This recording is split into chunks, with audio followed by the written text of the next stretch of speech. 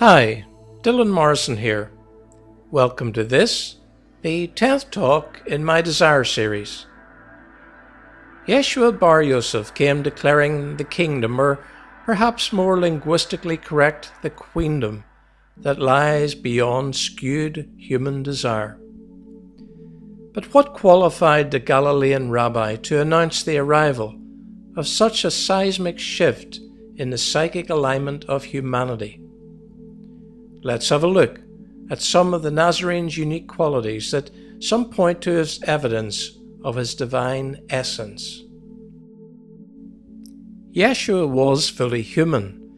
There's no doubt about that.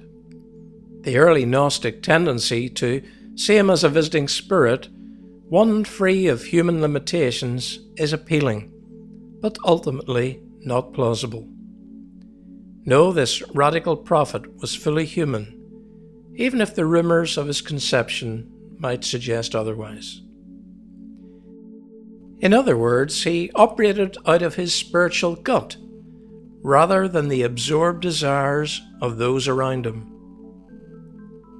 His desert encounter with the adversarial Satan, the very personification of desire rivalry, fully reveals the source of his psychic life. The desire pool of the testing other had nothing to hook onto in the psyche soul of the tired and hungry Galilean. His mimetic alignment proved to be with the divine will alone, resulting in a unique freedom in his day-to-day people encounters. The mythic Garden of Eden encounter had just been reenacted, but this time around the second Adam's psychic desire center remained focused on the one from whom he had come. This time it was the Satan of skewed imitative desire who was expelled, the prophetic prototype remaining untainted in the desert landscape of the arid human condition. Yeshua also claimed to do only what he saw divine source doing. In other words, a powerful, transcendent imitation of the highest order. In his experience of listening and responding to the whispers and revelations of divine will, the Nazarene proved himself to be an authentic Son of God, an accurate image of the Divine Father. Unlike mankind, trapped in the endless cycle of external and internal mimetic rivalry, Yeshua was able to live and operate within the human desire matrix, untouched by the desire pool of others. Detached and yet deeply compassionate, reflecting the radical nature of divine source itself. Our perception of the transcendent other is constantly influenced by our immersion in the skewed desire storm that swirls around us. Our God is often the God of the scapegoater, a weapon in our rivalry wars with others and their infectious desire. Yeshua, on the other hand, a human clone of divine freedom, calls us to observe him in order to see an authentic reflection of source nature. As he said, "He who has seen me has seen the Father." In his walk of freedom, the Galilean prophet rises above the devil gods of our religious paradigms. No longer can we be spun the lie that such gods authorize our scapegoating of others in the chessboard game of human conflict. Yeshua well and truly nails the big lie of religion for all time.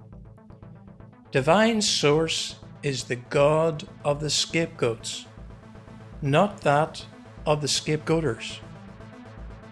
No longer can violence be interpreted as the will of divine love with all its intrinsic contradictions. Dwelling outside desire, Yeshua truly, and I believe uniquely, perceived the totality of the human condition. His understanding of those he walked amongst was spot on. He could perceive their psychic chains as only the divine could. As he drew his followers into his own mimetic desire field, sickness and mental illness fell away. No longer the byproducts of model obstacle relationships or monstrous doubles. In other words, coming into mimesis with the divine by accepting the unconditional love offered by Yeshua released religious and non-religious alike from the consequences of skewed desire and its inherent violence. Yeshua Bar Yosef was indeed the harbinger of a new world, a world free from tit-for-tat reprisals on both the personal and communal levels, a world of realignment and connection with the one from whom all come and all will return. Now, many spiritual teachers, both within Judaism itself and beyond, had seen glimpses of such a world in times past. In the life of the Nazarene, the kingdom was now no longer a transcendent pipe dream, but a full-on human manifestation. But surely it had to end in tears.